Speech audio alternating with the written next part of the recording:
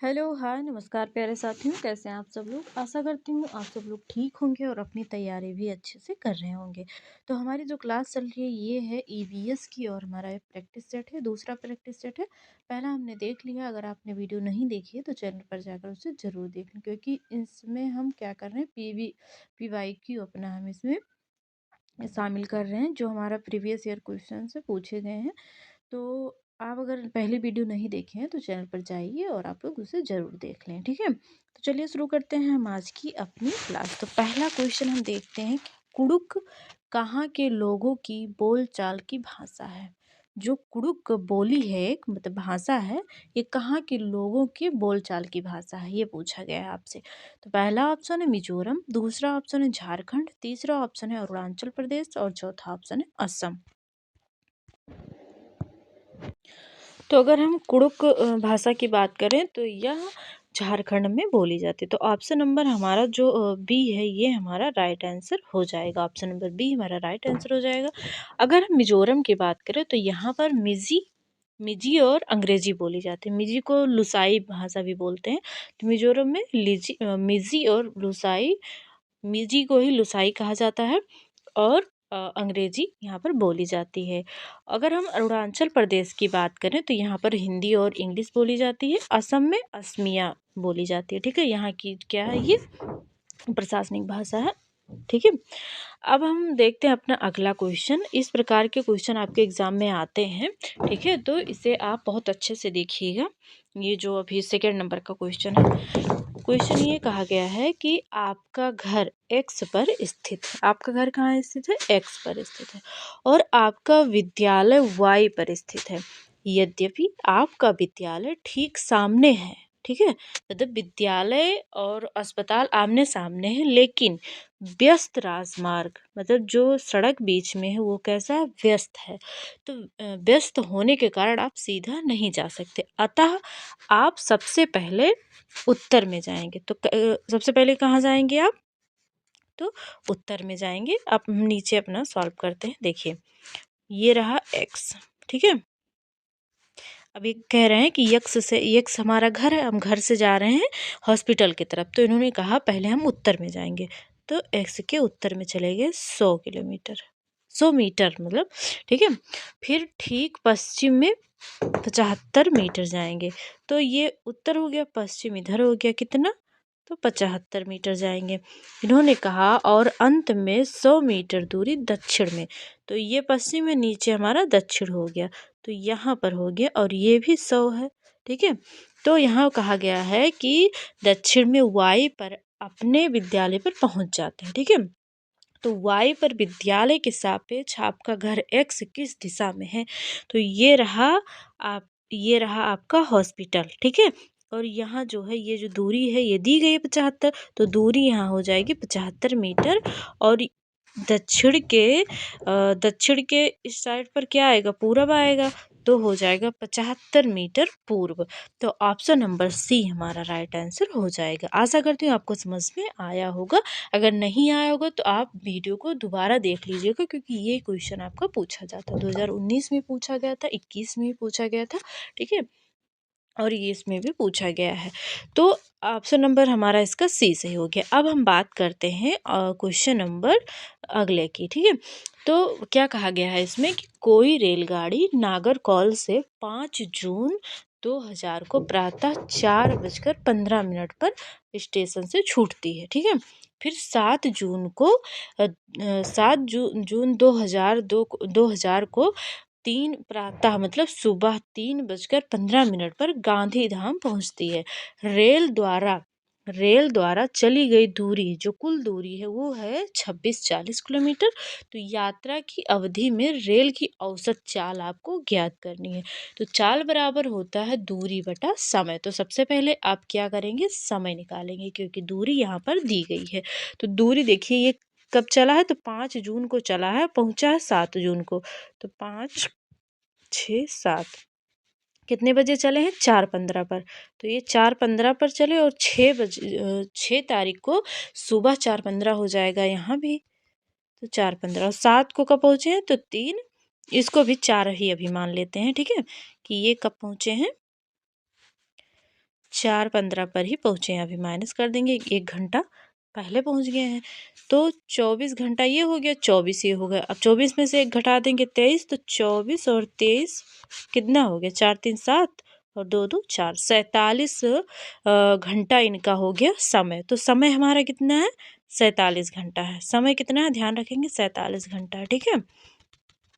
जब इसको हम सॉल्व करेंगे तो चाल हमारा कितना, हमें चाल ज्ञात करना है, दूरी बटा समय है। तो दूरी हमारा है और ये है 47, ठीक है। जब इसको हम सॉल्व करेंगे तो हमारा 56 किलोमीटर प्रति घंटा आएगा, ठीक है। तो ऑप्शन नंबर सी इसका राइट आंसर हो जाएगा। अब मैंने आपको सारी चीज़ें बता दी, आप इसको सॉल्व कर सकते हैं, ठीक है।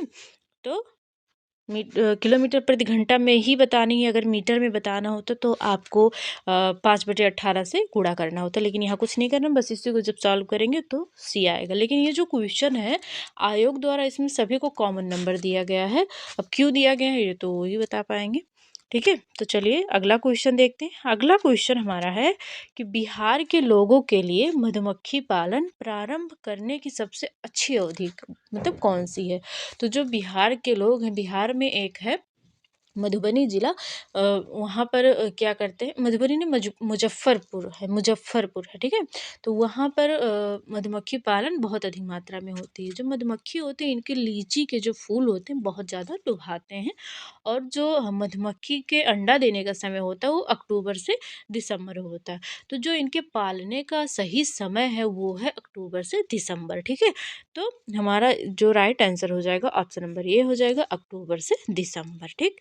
अब अगला क्वेश्चन है, वेलक्रो का उपयोग बहुत सी चीज़ों को एक साथ चिपकाने के लिए किया जाता है। निम्नलिखित में से किसने प्रकृति से प्रेरणा लेकर इसको बनाया था, मतलब इसका आविष्कार किया था। तो इसकी एक छोटी सी कहानी हम लोग समझ लेते हैं। तो जॉर्ज मेस्ट्रोल जो थे 1941 में एक बार ये गए थे जंगल में, ठीक है। तो क्या हुआ कि इनके साथ इनका कुत्ता भी था। तो वहाँ पर जब ये जंगल में गए थे तो वहाँ पर जो एक वो था, बारडॉग था। बारडॉग एक पौधा कोई था, उसमें फल लगे हुए थे छोटे छोटे। उसका जो फल था उसमें क्या हो, कांटे रहते हैं, ठीक है। तो वो कांटे जो हैं इनके मेस्ट्रॉल के, जो मेस्ट्रॉल थे इनके कपड़ों पर और इनके कुत्ते, जो इनका जो कुत्ता था उसके बालों पर चिपक गए। तो उससे क्या हुआ कि इन्हें प्रकृति, मतलब वो प्राकृतिक चीज़ थी ना, तो इनको प्रकृति से प्रेरित होकर, मतलब उससे ये प्रेरित होकर इन्होंने क्या किया, उसको सूक्ष्मदर्शी से उसका निरीक्षण किया और फिर इन्होंने 1955 में इसको बनाया और पेटेंट करवा दिया। मतलब कि जो बेल्क्रो है, ठीक है, वेलक्रो का जो आविष्कार या खोजा या बनाया तो 1941 में किसने बनाया था, जॉर्ज मेस्ट्रोल ने बनाया था। अब इसकी कहानी भी मैंने आपको बता दी कि एक बार ये गए थे जंगल में, कुछ काम था रहा होगा। फिर वहाँ पर क्या हुआ कि एक जंगली पौधा था, उसमें उसका नाम था, उसका नाम क्या था, बेडरॉक था। क्या था, बेडरॉक था। तो उसमें जो फल लगे हुए थे वो कटीले थे, इनके कपड़ों पर भी चिपक गए और इनके कुत्ते के बालों पर भी चिपक गए। जब इन्होंने उसको देखा तो उससे प्रेरित हुए कि हाँ, अगर ऐसा है तो हम ऐसा कुछ बना सकते हैं ना, जिससे चीज़ों को भी, कई चीज़ों को एक साथ भी चिपका सकते हैं। तो उससे प्रेरित होकर इन्होंने क्या किया, ये बनाया था, बेल्क्रो बनाया था। जो बेल्क्रो है ये फ्रांसीसी शब्द है। फ्रांसीसी शब्द जो बेलोर्स से बना हुआ है। बेल्क्रो जो है ये फ्रांसीसी शब्द बेलोर्स से बना हुआ है, जिसका अर्थ होता है मखमली और क्रो से, ठीक है। क्या अर्थ होता है, मखमली और क्रो से, ठीक है। पूछा नहीं गया है पर सब जान लीजिए, ठीक। तो इसका जो राइट आंसर हो जाएगा ऑप्शन नंबर सी हो जाएगा, जॉर्ज मेस्ट्रॉल हो जाएगा, ठीक है। अब हम अगला देखते हैं। तो अगला क्वेश्चन हमारा है कि निम्नलिखित में से कौन सा भारत का संघ शासित प्रदेश है, मतलब केंद्र शासित प्रदेश है। पहला ऑप्शन है जम्मू कश्मीर, दूसरा ऑप्शन है हिमाचल प्रदेश, तीसरा ऑप्शन है मेघालय और चौथा ऑप्शन है मणिपुर। तो आप सभी को पता है जो जम्मू कश्मीर है ये है भारत का संघ शासित प्रदेश, ठीक है। अब हम बात करते हैं अगले क्वेश्चन की। तो अगला क्वेश्चन हमारा है कि हमारे देश में नीचे दिए गए किस राज्य में एल्यूमिनियम की खान है, ठीक। पहला ऑप्शन है उड़ीसा, दूसरा ऑप्शन है हरियाणा, तीसरा ऑप्शन है राजस्थान और चौथा ऑप्शन है गुजरात। तो एल्यूमिनियम की अगर खान की बात बात की जाए तो उड़ीसा में एक स्थान है कोरापुट, ठीक है। तो जो ये जो कोरापुट है ये सबसे बड़ी खदान है। कोरापुट में खदान है पंचपतमाली। ठीक है। उड़ीसा के कोरापुट में एक खदान है पंचपतमाली के स्थान पंचपतमाली स्थान पर एक खदान है। ठीक है, जो कि सबसे बड़ी एल्युमिनियम की खदान है। ठीक है, उड़ीसा में है। तो कहाँ पर स्थित है सबसे बड़ी खदान? तो वो उड़ीसा में है। ठीक, ऑप्शन नंबर ए हमारा राइट आंसर हो जाएगा। अब हम बात कर लेते हैं ब्रेल लिपि की। तो क्या पूछा गया है कि पूछा गया हमारा क्वेश्चन कि ब्रेल लिपि में मोटे कागज पर उभरे हुए बिंदु बने होते हैं, यह लिपि आधारित होती है। तो इसमें ये कहा गया है कि जो बिंदु बने होते हैं वो कितने बिंदु होते हैं उसमें। तो जो ब्रेल लिपि है इसकी खोज की थी लुई ब्रेल ने। ठीक है, कब खोज की थी? लुई ब्रेल ने खोज की थी। और विश्व ब्रेल दिवस कब मनाया जाता है? तो 4 जनवरी को विश्व ब्रेल दिवस मनाया जाता है। और इसमें जो जो ब्रेल लिपि थी ये 6 बिंदुओं पर आधारित थी। तो ऑप्शन नंबर हमारा बी राइट आंसर हो जाएगा। अब हम अगले क्वेश्चन की बात करते हैं। तो अगला क्वेश्चन हमारा कहा गया है कि प्याज की फसल उगाने के लिए कई तरह के कार्य करने होते हैं। क्या बताया गया है कि प्याज को उगाने के लिए कई तरह के कार्य करने होते हैं। नीचे दिए गए चरणों पर विचार कीजिए और उन विकल्प को चुनिए जो सही क्रम में दिए गए हों। तो हमें क्या करना है, यहाँ पर हमें क्रम से लगाना है कि किसी भी फसल की बुआई मतलब किसी भी फसल को अगर हमें बोना है खेत में, तो सबसे पहले हम क्या करते हैं, सबसे पहले हम क्या करेंगे, मिट्टी को क्या कर देंगे, मिट्टी को खोद कर उसको नम बनाएंगे। उसके बाद में बीज डालेंगे। जब बीज में अंकुर आ जाएगा, पौधा बन जाएगा, तो उसके आसपास में जो खरपतवार होंगे उसको निकाल देंगे। और जब फसल तैयार हो जाएगी तो उसको उखाड़ लेंगे और उसमें जो एक्स्ट्रा चीज़ें होंगी उसको हटा देंगे। यही सारी चीज़ें होती हैं जो क्रम से हैं।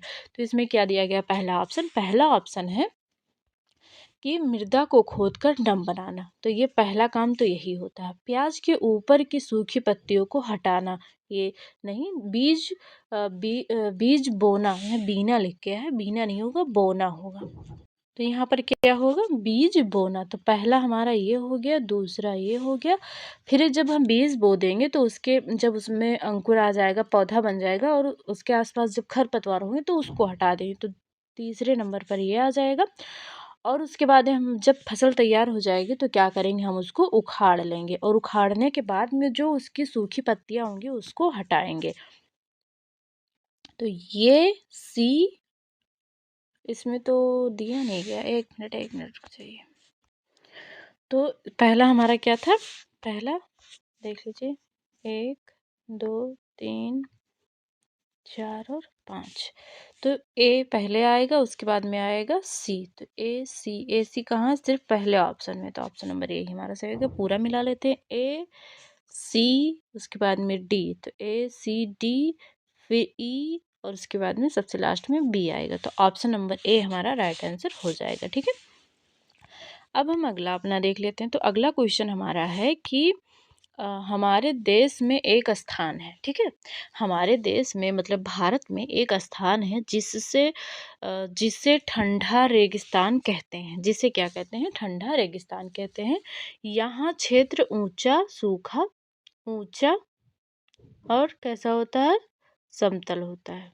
ठीक, तो ये कहाँ स्थित है, ये जो यहाँ पर बताया गया है वहाँ के बारे में कि क्षेत्र ऊंचा होता है, समतल होता है और ठंडा रेगिस्तान बोलते, मतलब हमेशा उस पे बर्फ जमी होती। तो ऐसा स्थान कौन सा? पहला ऑप्शन है असम, दूसरा है मनाली, तीसरा है लेह, चौथा है शिमला।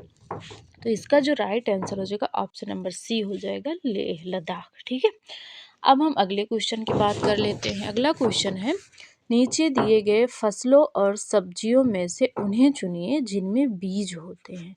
ठीक है, आपको ऐसे ऑप्शन चुनने हैं जिनमें बीज हों। ठीक है, तो पहला क्या क्या दिया गया है हम उसको देख लेते हैं। सब्जी और फल, करेला, खीरा, चीकू, भिंडी, प्याज, नाशपाती, आलू, टमाटर। तो पहला ऑप्शन है हमारा, देखिए करेले में बीज होता है, खीरे में भी होता है, चीकू में भी होता है, भिंडी में भी होता है, प्याज में नहीं होता, आलू में नहीं होता, टमाटर में भी होता है और नाशपाती में भी होता है।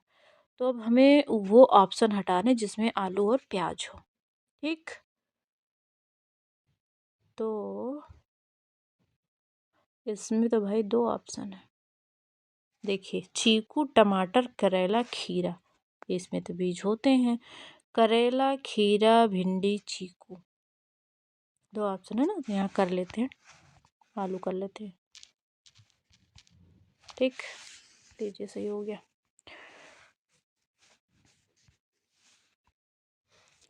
तो पहला ऑप्शन हमारा क्या है, सही है।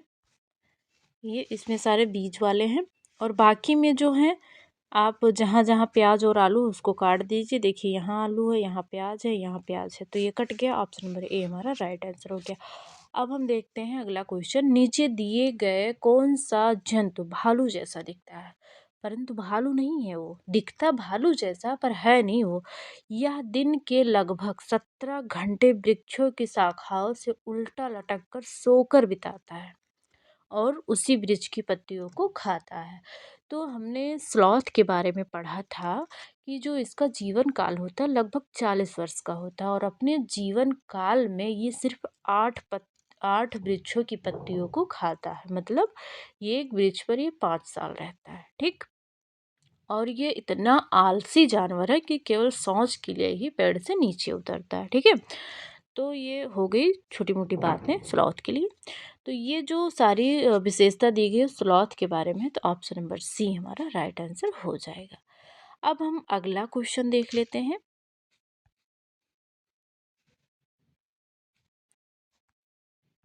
अगला क्वेश्चन हमारा कॉलम ए और कॉलम बी दिया गया है, 1 और 2 दिया गया है। एक तरफ है राज्य और एक तरफ है पसंद का भोजन, मतलब वहाँ के जो लोग खाना पसंद करते हैं उसके बारे में। तो पहला है हांगकांग। तो पहला ए क्या है, हांगकांग। फिर है कि किसी भी करी के साथ उबला टेपियोका। केरल, सरसों के तेल में बनी मछली। कश्मीर, नारियल के तेल में बनी मछली। गोवा, पकाया हुआ सांप। तो जो हांगकांग है, यहाँ पर एक डिश खाई जाती है जिसका नाम है लिंग हू फैन। क्या है, लिंग हू फैन। तो ये जो डिश है ये बनाई किससे जाती है, तो सांप को पका कर ये जब डिश तैयार होती है तो उसका नाम होता है लिंग हू फैन, उसको बोलते हैं। तो ए जो है वो यहाँ आ जाएगा, ए। ठीक, केरल की अगर हम बात करें तो जो केरल के लोग हैं वो किसी भी करी के साथ उबला हुआ टेपियोका खाना पसंद करते हैं, तो ये हो गया बी। कश्मीर के जो लोग हैं वो सरसों के तेल में बनी मछली को खाना पसंद करते हैं, तो ये हो गया सी। और डी, नारियल के तेल में समुद्री मछली को पकाकर खाना पसंद करते हैं, तो ये हो गया डी। ठीक है, तो हमारा क्या हो जाएगा, 4 1 और 2 3, 4 1 2 3। तो किस में है, 4 1 2 3, ऑप्शन नंबर ए में है, तो यही हमारा राइट आंसर हो जाएगा। देखिए, 4 पहला यहाँ आ गया, बी का है पहला, तो ये हो गया, सी का है दूसरा, ये हो गया, और डी का है तीसरा, ये हो गया। ठीक, तो ये सारी चीज़ें आपको समझ में आ गई होंगी। अब हम घर की विशेषता भी देख लेते हैं। हमने भोजन देख लिया, अब हम घर के बारे में पढ़ेंगे। तो यहाँ भी कॉलम 1 और कॉलम 2 दिया गया है, और एक तरफ राज्य दिए गए हैं और वहाँ के घर की विशेषता दी गई है, उसको आपको पहचानना है। तो जो असम होते हैं, असम के घर की अगर हम बात करें तो जो वहाँ पे घर बने होते हैं वो बांस के खंभों पर बनाए जाते हैं, और वो ज़मीन से लगभग 10 से 12 फीट ऊंचे होते हैं। उनकी जो फर्श होती है वो लकड़ी की बनी होती है, और छतें भी लकड़ी की ही होती हैं। अगर हम लद्दाख की बात करें तो वहाँ पर जो घर होते हैं वो पत्थर और लकड़ी के बनाए जाते हैं। मजबूत तने का उपयोग किया जाता है वहाँ पर। और उनकी जो घर होते हैं वो 2 मंजिला होते हैं। एक निचली जो निचला मंजिला होता है उसमें कोई खिड़की नहीं होती, वहाँ पर वो जानवरों को रखते हैं और जो ज़रूरी सामान होता है उसको रखते हैं। गर्मियों के महीने में तो वो ऊपर वाले मंजिले पर रहते हैं, लेकिन ठंडी में वो क्या करते हैं, निचले वाली मंजिल पर ही रहते हैं। राजस्थान की अगर हम बात करें तो राजस्थान के जो लोग हैं, ये जो गांव का घर होता है, मिट्टी की मोटी मोटी दीवारें होती हैं, वहाँ की जो छतें होती हैं वो कटीलीदार होती हैं। ठीक है, मनाली की अगर हम बात करें तो वहाँ के भी घर जो है वो पत्थर के बने होते हैं, पत्थर और लकड़ी के बने होते हैं। और वहाँ की जो छत होती है वो ढालूदार होती है। ठीक है, तो ये हमने सारी विशेषता देख ली। अब हमें केवल मिलान करना है। तो असम के घर किससे बने होते हैं? बांस के। तो ऑप्शन नंबर सी, ए का तीसरा हो गया। ए का तीसरा किस में है? तो ऑप्शन नंबर ए में है। और देख लेते हैं। अब बी का है कि जो छतें होती हैं वो समतल होती हैं। ठीक है, पत्थर और लकड़ी के बने होते हैं। ठीक, तो बी का वी ही रहेगा। मनाली में छतें ढालूदार होती, तो ऑप्शन नंबर ए हो जाएगा। और राजस्थान का राजस्थान, मतलब कि पहले का तीसरा, दूसरे का दूसरा, सी का पहला, डी का डी। तो ऑप्शन नंबर ए ही हमारा राइट आंसर हो जाएगा।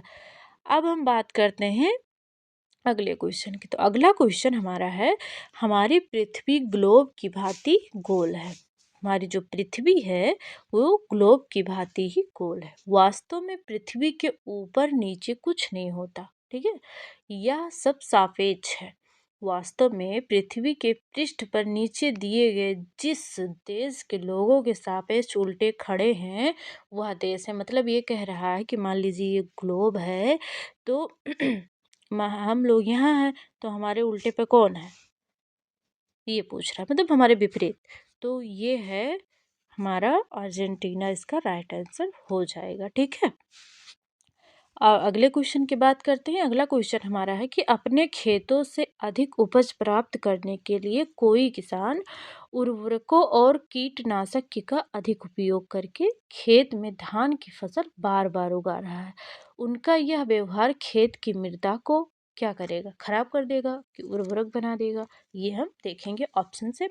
तो पहला ऑप्शन इन्होंने दिया है कि केवल धान की फसल के लिए उपयोगी बनाएगा। नहीं, अगर आप एक ही फसल बार बार बो रहे हैं और अधिक मात्रा में उर्वरक मतलब फर्टिलाइजर और कीटनाशक का यूज कर रहे हैं, तो आपकी मिट्टी जो है वो ऊसर हो जाएगी, मतलब बंजर हो जाएगी। तो यहाँ इन्होंने कहा कि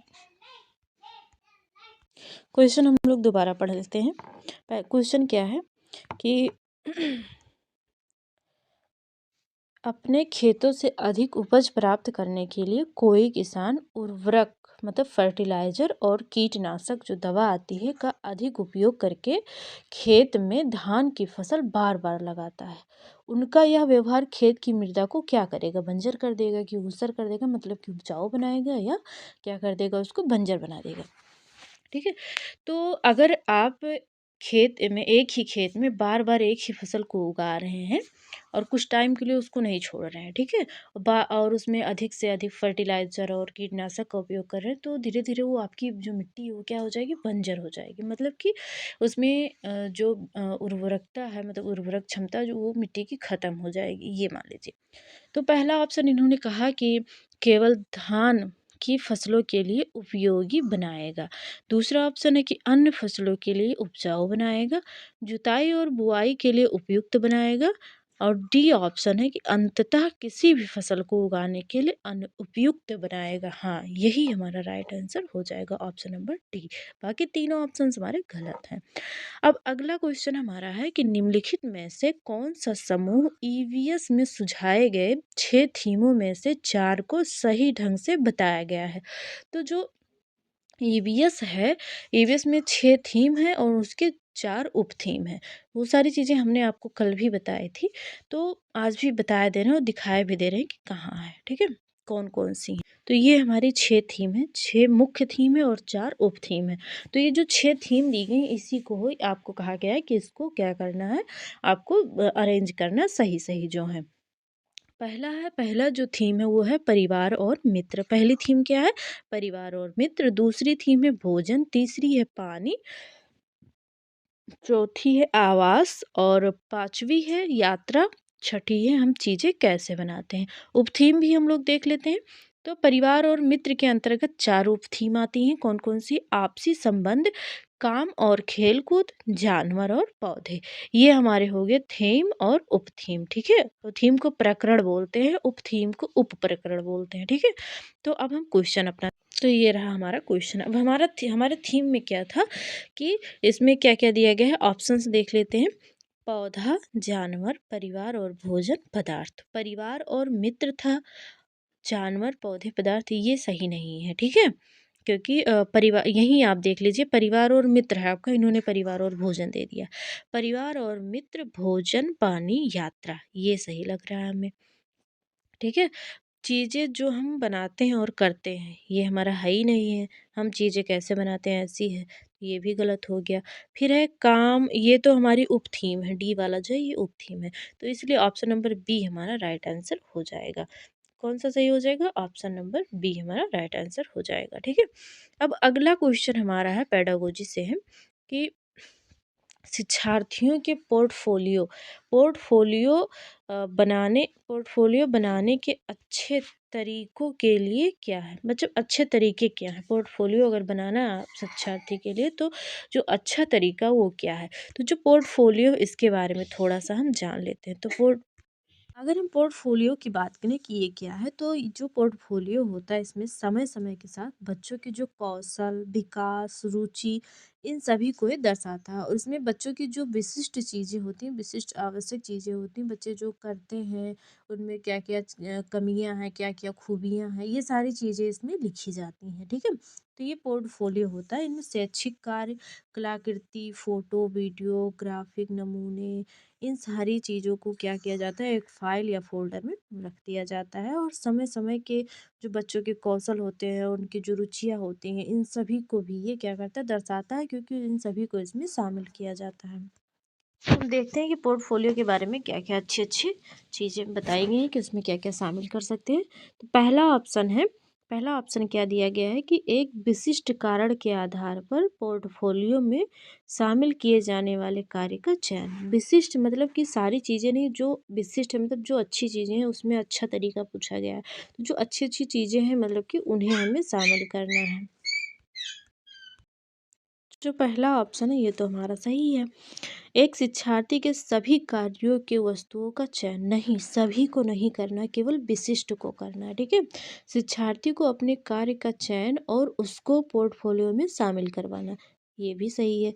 एक समय अवधि में शिक्षार्थियों के कामों को इकट्ठा करना।